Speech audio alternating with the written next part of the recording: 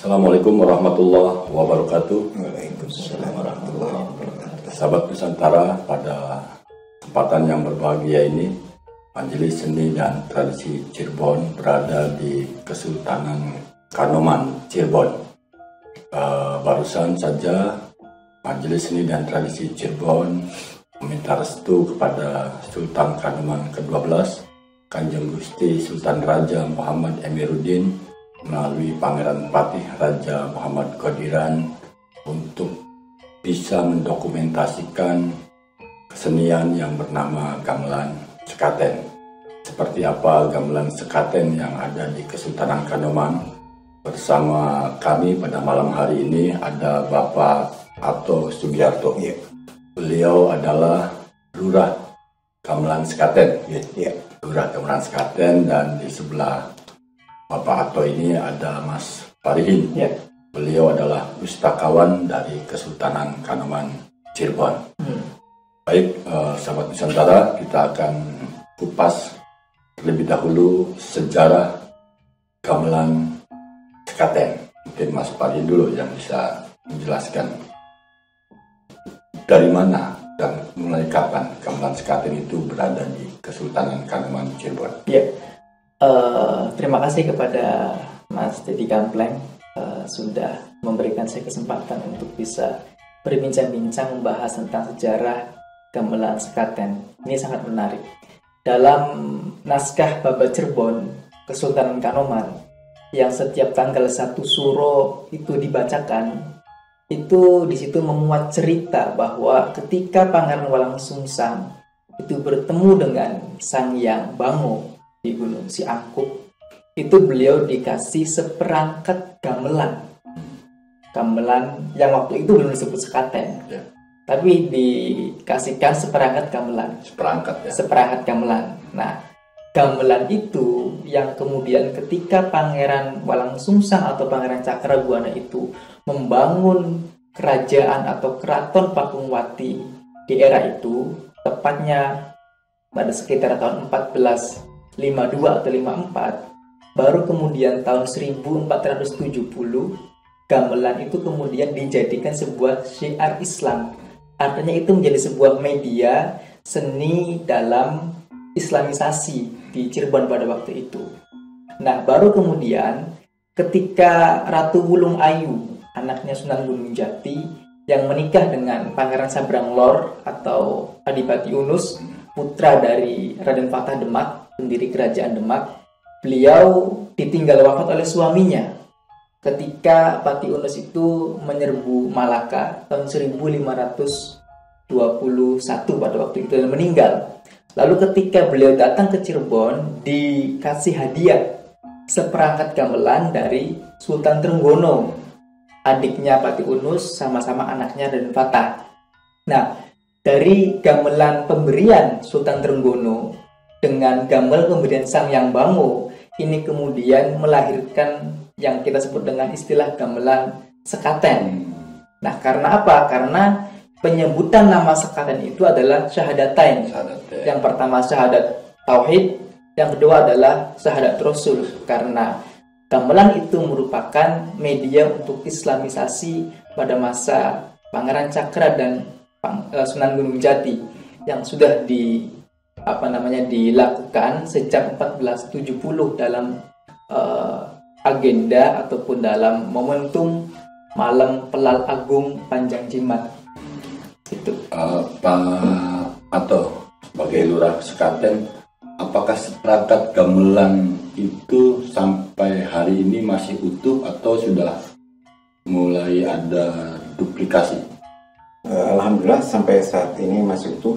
Dan apa yang tadi disampaikan oleh Mas Farihin, bahwa yang Pangeran Sang Hyang Bango itu diberikan adalah di situ ada seperangkat gamelan sekaten, dan diantaranya semuanya bibit. Ya. Namanya bibit. Oh, di situ ada 5 macam. Apa saja? Di antaranya bonang bibit, ya, sarung bibit, gong bibit, ketuk bibit, ya, atau cret. Ya, jadi semuanya jumlah 5. Lalu dilengkapilah yang 5 itu ada bonang pengiring, sarung pengiring, gong pengiring, ya semuanya personilnya berjumlah 12 orang. Sesuai memperingati hari kelahiran Nabi 12 Rabiul Awal. Jadi di tanggal kelahirannya ya, tanggal kelahiran. Nah, bagaimana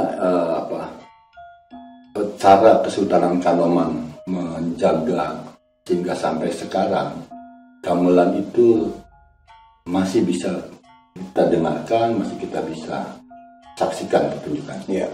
Dan alhamdulillah sampai saat ini pun saya masih terus mencari dari keturunan yang terdahulu.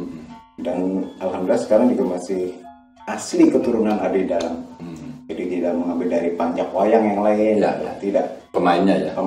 Iya. Jadi sampai sekarang pun masih ada. Jadi asli dari keturunan. Nah, untuk merawat gamelannya itu apa yang dilakukan oleh Pak Lurah beserta para nayaga? Ya, kami hanya melestarikan dan ya hanya sebatas mencuci. Ada prosesi pencucian. Iya. Ya? Pencucian gamelan. Kapan itu dilakukan biasanya? Ya, pada saat mau dimainkan. Di bulan Maulid. Oh, jadi gamelan sekaten itu hanya dimainkan pada bulan Maulid saja. Bertepatan dengan kelahiran Rasulullah. Tanggal dicuci tanggal 7 berarti ya Pak Lurah. Dicuci tanggal 7 bulan Maulid. Tanggal 7 bulan Maulid. Ada prosesi tersendiri nggak, Pak Parhin, untuk sampai gamelan itu dibunyikan? Jadi sebelum dibunyikan, sebelum disucikan, sebelumnya lagi ya, itu dikeluarkan atau istilahnya medal. Gong sekaten. Nah, sebelum dikeluarkan, ada lagi sebelumnya didoakan dulu. Di bangsal penjimatan. Di bangsal penjimatan.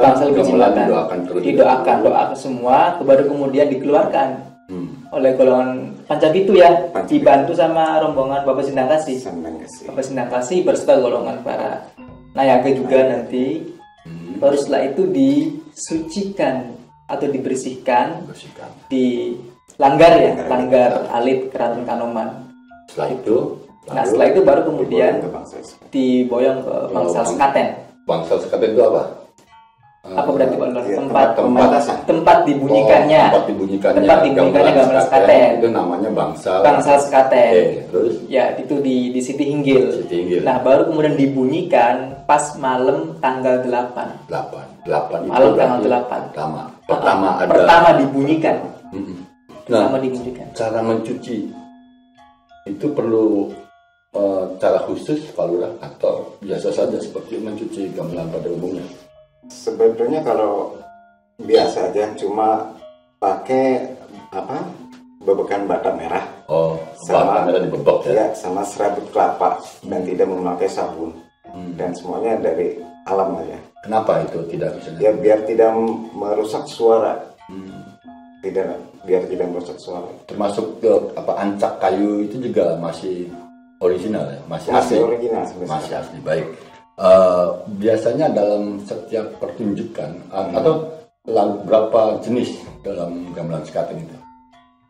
Lagu. Ya. Semuanya ada 5 lagu. Ada 5 lagu. Apa saja itu, Pak? Malam pertama Cincing Dhuwur. Lalu jam 11 Kajongan.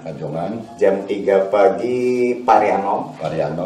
Jam 7 pagi Rambu Gede. Lalu jam 2 siang Rambu Miring. Baik, Mas Parhin. Ya. Apa yang bisa dijelaskan tentang Rambu Gede?